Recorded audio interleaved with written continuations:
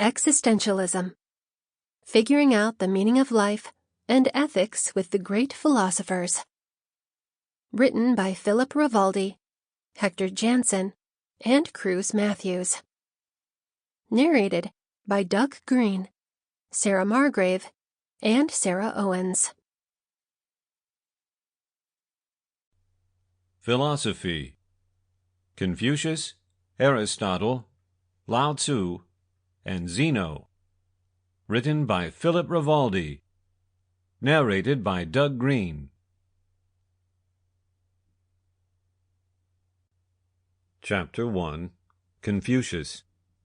Confucius, or Kongzi, was a Chinese philosopher who was alive in the 6th century BCE and whose ideas, uttered in the philosophy of Confucianism, have impacted Chinese civilization all the way up to the present day.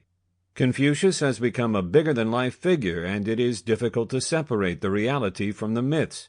He is seen as the very first instructor, and his teachings are usually uttered in short phrases which are open to various interpretations. Chief among his philosophical ideas is the significance of a virtuous life, filial piety, and ancestor worship.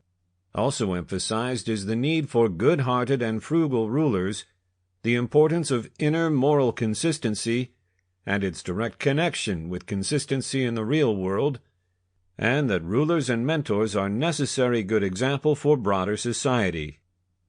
Confucius's early life.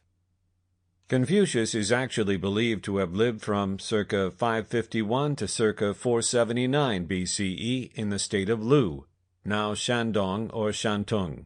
Yet, the earliest written record of him dates from some 400 years after his death, in the historic records of Sima Qian, or Sima Qian.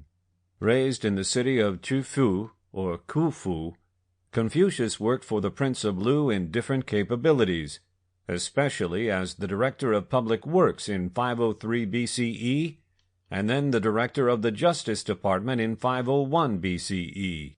Somewhat later, he traveled widely in China and consulted with several minor experiences, including imprisonment for 5 days due to a case of incorrect identity. Confucius met the event with normal restraint and was said to have calmly played his stringed instrument until the mistake was discovered. Eventually, Confucius returned to his hometown where he developed his own school in order to provide students with the teachings of the ancients. Confucius did not consider himself a creator, but rather a transmitter of these ancient moral traditions. Confucius's school was also open to all classes, rich and poor. Sample complete. Ready to continue?